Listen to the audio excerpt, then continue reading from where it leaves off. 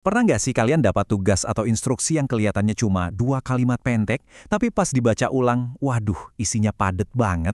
Nah, dalam pembahasan kali ini, kita bakal bedah tuntas satu instruksi akademik yang super spesifik. Kelihatannya sederhana, tapi sebenarnya menyembunyikan lapisan instruksi yang menuntut pemahaman mendalam. Siap buat bongkar anatomi dari pertanyaan ini? Yuk, kita mulai. Coba deh perhatikan instruksi utamanya. Apakah yang dimaksud dengan berpikir logis dan algoritmis? Jelaskan pemanfaatannya di lingkungan kerja, khususnya untuk penyelesaian masalah. Kelihatannya simpel ya, tapi jangan salah. Yang paling menarik di sini adalah gimana kriteria yang rumit dikemas dalam beberapa patah kata saja. Ini bukan sekedar pertanyaan biasa loh. Ini tuh ibarat peta jalan instruksional yang harus kita teliti selayaknya spesimen di bawah mikroskop. Oke, kita langsung masuk ke bagian pertama. Inti pertanyaannya. Sebenarnya, pembuat soal ini secara implisit menuntut sebuah progresi yang sangat runut dari kita. Kita nggak bisa asal lompat ke kesimpulan. Pertama, kita harus mendefinisikan istilahnya secara akurat. Kedua, kita harus ngejelasin konteks pemanfaatannya. Dan ketiga, kita wajib fokus secara spesifik pada cara menyelesaikan masalah. Struktur 3 langkah inilah yang bakal jadi fondasi utama dari jawaban kita nanti. Lanjut ke bagian kedua, kita bedah nih 2 konsep utamanya. Berpikir logis versus algoritmis. Perhatikan deh, instruksi tersebut sengaja banget misahin 2 konsep ini dengan kata dan. Ini jelas bukan kebetulan. Kita memang diwajibkan untuk bikin garis batas yang tegas di antara keduanya. Gampangnya gini, kalau berpikir logis itu ibarat kita sadar kalau kita butuh payung gara-gara langit mendung. Nah, berpikir algoritmis itu adalah urutan langkah pastinya, mulai dari ngebuka pintu, ngambil payung di rak, sampai akhirnya membentangkan payung itu. Menggabungkan atau menyamakan kedua hal ini, wah, itu kesalahan fatal.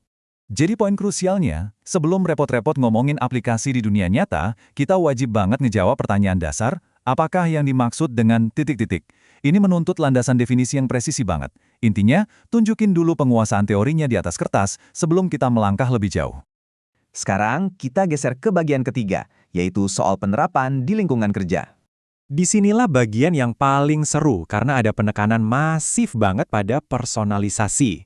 Ada frasa lingkungan pekerjaan Anda. Artinya, mereka sama sekali nggak mau dengar skenario abstrak atau teori dari buku tebal. Kita dituntut buat benar-benar menganalisis rutinitas harian kita sendiri dan nemuin di mana sih letak konsep algoritmis itu hidup di kerjaan kita. Ini tuh kombinasi yang sangat spesifik. Kita harus ngambil konsep berpikir algoritmis yang udah susah payah kita definisikan tadi, terus memetakannya langsung ke rutinitas profesional kita.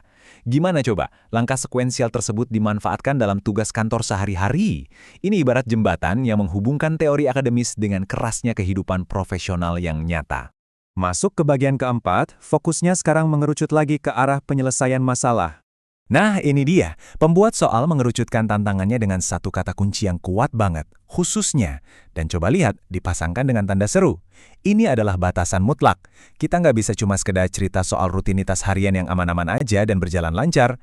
Kita ditantang untuk menceritakan momen pas kita lagi buntu, nabrak masalah, dan persisnya gimana kita merancang urutan langkah yang sistematis buat menaklukkan masalah tersebut. Terakhir nih, bagian kelima. Konteks mata kuliah sebagai lensa akademisnya. Jangan sampai kelewatan label mata kuliah Algorithm and Complexity di dalam tanda kurung paling akhir ini. Ini sangat vital, ibarat jangkar utamanya. Artinya semua definisi, cerita rutinitas kantor, dan skenario penyelesaian masalah yang udah kita susun tadi harus secara ketat berkaitan dengan efisiensi dan kompleksitas algoritma. Jadi kita mecahin masalah itu bukan semata-mata biar asal selesai, tapi harus mikirin seberapa efisien solusi tersebut. Inilah filter akademis buat seluruh argumen kita. Dari teks yang awalnya cuma 2 kalimat pendek, ternyata kebuka jadi struktur logika berlapis yang lumayan menantang ya. Sekarang, tantangannya ada di tangan kalian. Coba deh, pas kalian duduk lagi di meja kerja besok, tanyakan pertanyaan ini ke diri sendiri. Apakah selama ini saya memecahkan masalah di kantor murni cuma pakai insting doang?